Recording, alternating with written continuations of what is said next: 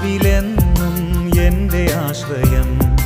കർത്തൃസേവയൊന്നാണെൻ ജീവിതം.